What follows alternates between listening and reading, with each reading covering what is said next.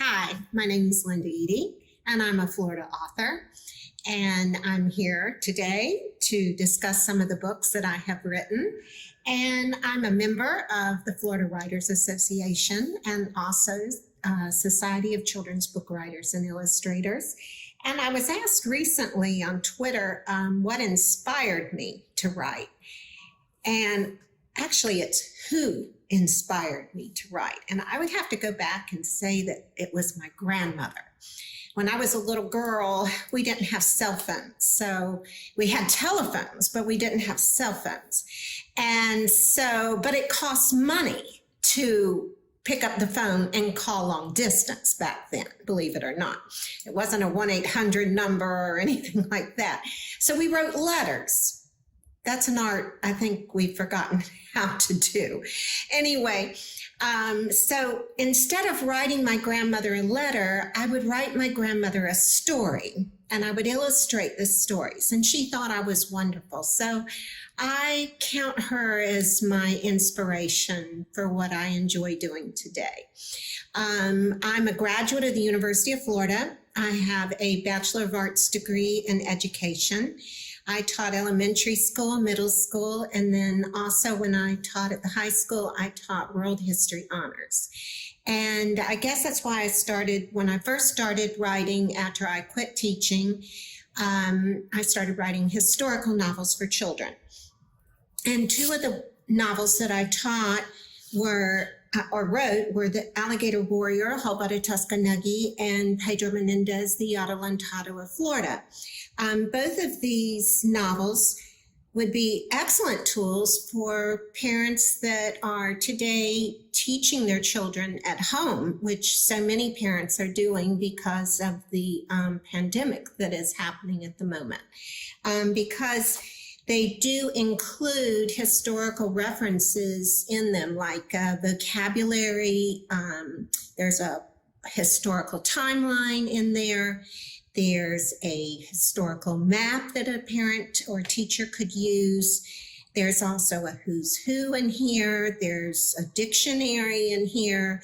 The book is divided, both books are divided into 3 sections, and they're excellent tools for Florida history. They are written for children. I would say if a child is a good reader, a child as young as 6 could read these books, but also a child as old as 13 would enjoy these books. Let's start with this one, Alligator Warrior. This is a story about a Seminole Indian who lived in Lake City, Florida, which was once called Alligator Town. And the lake there, the large lake, big lake, is called Alligator Lake.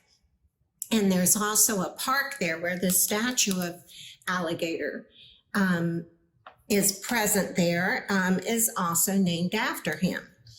The book is full of humorous and also rich Seminole culture all the way through. So it's a fun read for children.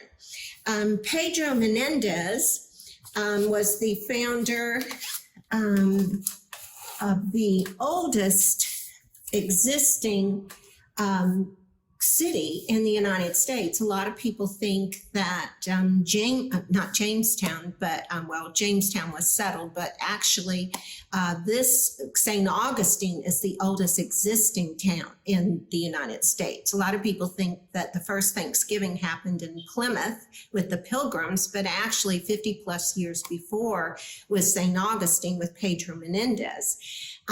Instead of serving turkey and stuffing for Thanksgiving, maybe we should have had Thanksgiving on September 8th when he landed in 1565, and we may have been serving what the Timucua Indians brought, which would have been seafood, and the Spanish, what they brought would have been a salted pork and bean stew.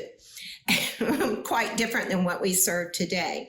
But the story is told through the eyes of a cabin boy named Rocco.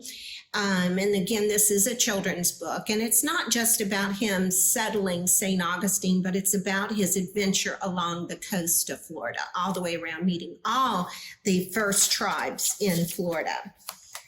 as I said, I also joined not only the Florida Writers Association, but I also joined the Society of Children's Book Writers and Illustrators. And I began writing young adult books for girls. And this one was one of the first ones that I wrote, Jenniferology, which was a really fun read for me to write. And it was a Royal Palm Literary Award winner in 2009. And I had such a great time writing this book. It was a lot of fun. If you think about a girl, 15 years old, and she is upset. Her parents had a divorce a couple of years earlier, and she feels left out. She's mad. Her lifestyle has changed. Everything seems to be going not her way. She's angry about her lifestyle changes that have been made. And so what does she do? She does what a lot of teenagers do. They rebel. And her mother has had it with her. And her grandmother, who she hasn't seen in years, has moved from up north and has moved to Florida. And she lives in a retirement community in Florida in a little town called, which is fictional, Flamingo Junction, and a mobile home park that's a retirement community on a lake. That's a golf course also, and a retirement community called Camelot. And so her grandmother said, bring her down here to me. I'll take care of her. I'll get special permission for a few months for her to live here with me. And her mom says, sure, I'll do that. And the girl's, what? No way. I am not going to live with my grandmother and all her friends who moved to Florida to die. Okay. And it's fun. It is a fun read. And Jennifer, of course, acts out with these ladies, her grandmother and her friends, but at the same time, she finds that her grandmother and her friends have a zest for life, and they also define to Jennifer what it is to have what unconditional love is. So maybe it takes a retirement village to raise a child. So it's a fun read.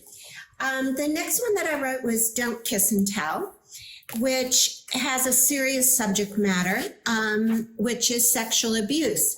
1 in 4 girls, 18 years of age, come to find out, have been sexually abused sometime in their lifetime. And 80% of young girls knew their abuser. It could have been a family member. It could have been a friend of a family. It could have been someone in the church. It could have been a teacher. And in this story, it's a teacher. And Coral is a 14-year-old girl who feels shunned. She's a freshman in high school. She feels shunned by her best friend. And the predator, as I said, was a teacher. And he's not only a teacher, but he's the most popular teacher. So who would believe her? It's a really good read. I encourage young girls to read that story.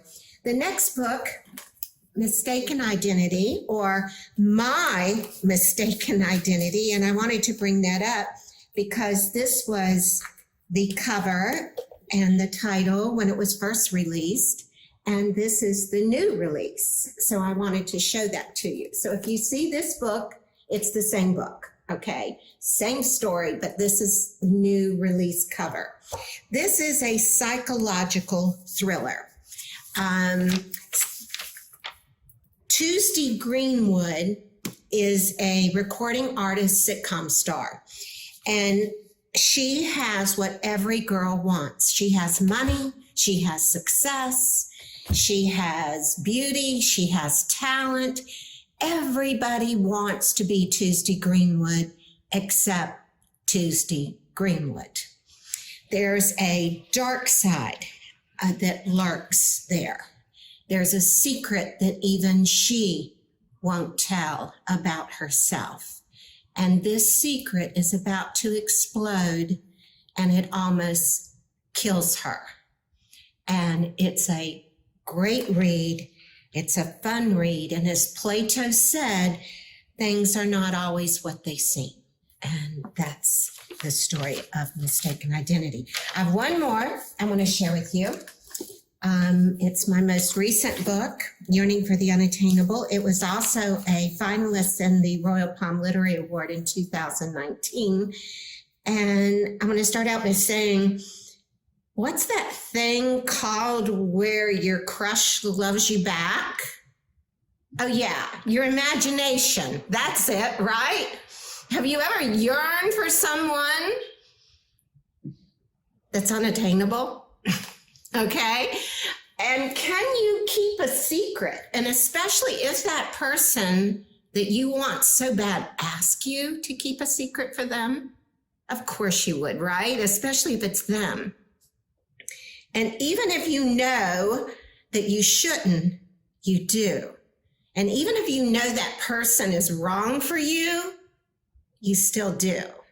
And even if you think you can change that person, you still do, don't you?